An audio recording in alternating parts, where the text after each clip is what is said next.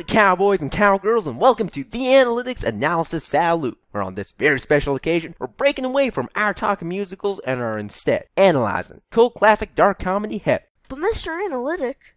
What can I do you for, Jerry? Jerome, and I thought Heathers was a musical. Why, yes it is, and I do plan to go over that and its brand spanking new TV show in due time. But Mr. Analytic, Yes'm? can you drop the southern accent? You sound like you're auditioning to play Foghorn Leghorn. I say, this southern accent has a purpose. And what might that be? Stories are documents of changes, where a character enters through one end and comes out the other, a changed man with some emblem of that change. The beast learns to be a nice person and gets to end the story as a real one. Simba learns to be responsible and emerges from the story with a kingdom. But in Heathers, when Veronica comes out the other end of the story pipe, she comes out with a red scrunchie and a cheeky lil...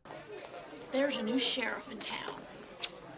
A dial connoting an agent of justice in a wild, dangerous world filled with southern accents. And today on The Analytic, we're going to see what makes Veronica an agent of justice, and, at least in the context of Heathers, what justice actually is. And that's great, but could you please do so in your normal voice? Fine.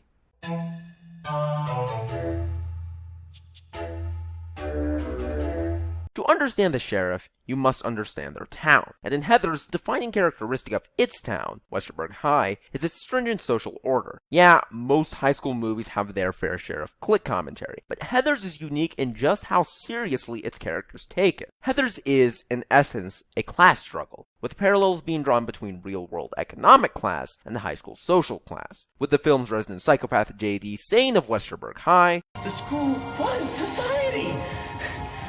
So if we're going to understand what it means to be Westerburg's head of law, we have to look at Westerburg's head of society. And before the series of staged suicides, that head is Heather Chandler. The 80s have been called a decade-long shopping spree, and Heather Chandler is a direct product of this sort of society. When the film opens, it is her fashion that is center stage. Her red scrunchie, her shiny buckled shoes, the way she plays croquet, each step on flowers, and each bunk of Veronica with a croquet ball screaming, "I am powerful," equipped with a vulgar expression of the hyper-capitalist values of her era.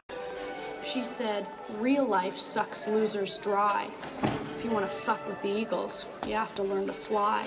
Heather Chandler is capitalism at its worst, where money means power, and power is to be flaunted, and flaunt Chandler does from the film's opening croquet scene to the mortification of the laughingstock of Westerburg High, Martha. Hardly 10 minutes into the movie, Chandler arbitrarily has Veronica forge a letter from one of the jocks to Martha to embarrass her, and when Veronica expresses remorse, she gives a biting, "You used to have a sense of humor."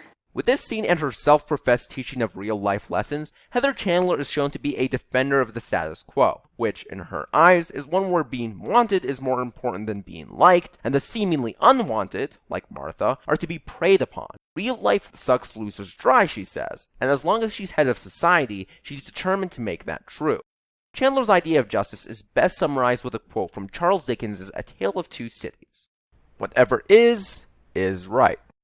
But the cafeteria scene doesn't just teach us about Chandler's concept of justice. In this section of the film, we learn a fair bit about Veronica's morals by seeing how she acts in contrast to Chandler. Take a look at the bathroom scene. Chandler is looking at the mirror, fixing her makeup, while Veronica is helping Heather Duke, purge.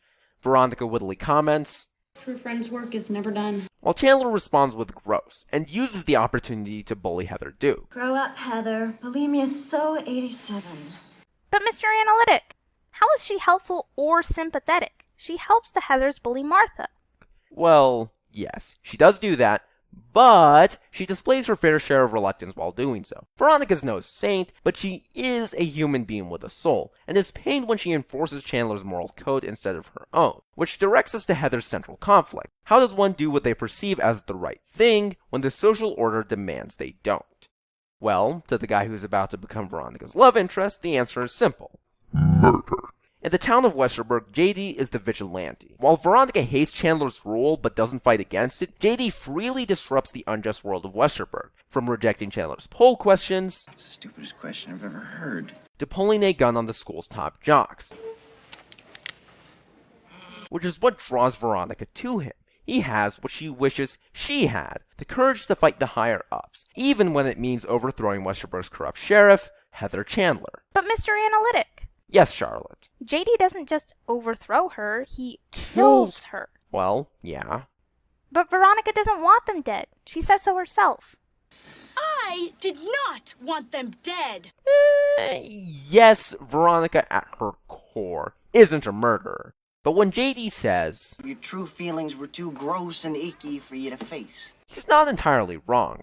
Remember, she laughs at the student's interpretation of Chandler's phony suicide note and cracks jokes at Kurt and Ram's funeral, only remembering the gravity of what she's done when she sees a little girl crying. When she was with Chandler, Veronica chose social order over personal ethics, but JD drives her to obey her ethics with no regard for society, which is why she says, I've got no control over myself when I'm with JD. and decides to regain her control by breaking up with him.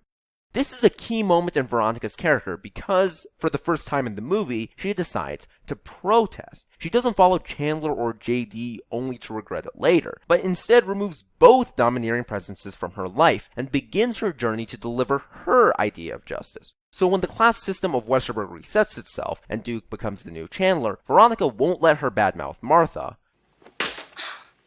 and comforts one of the targets of Duke's torment, Heather McNamara, and when she discovers that JD plans to blow up the school, she goes to save everyone, even the people who drive Martha Dunstock and Heather McNamara to suicide. She duels JD in a shootout that would make Clint Eastwood jealous, enacting her vision of justice. Which is why when she returns to the school after her date blows her off, she calls herself There's a new sheriff in town. because to Veronica, being an agent of justice doesn't mean protecting or destroying a social order that oppresses the weak. To her, being an agent of justice is all about this. My date for the prom kind of flaked out on me. I was wondering if you were doing anything that night. Maybe we could rent some new releases, pop some popcorn. I'd like that. Taking that social order and raising one completely intact middle finger towards it. Veronica's idea of justice is individual disregard for the status quo, not giving a crap what society thinks, and just doing what feels right. Ladies and gentlemen, this has been The Analytic. Next time we'll be talking about the film's 2014 musical adaptation. If you like what you saw, do subscribe. I'll see you next time. Honey, what you waiting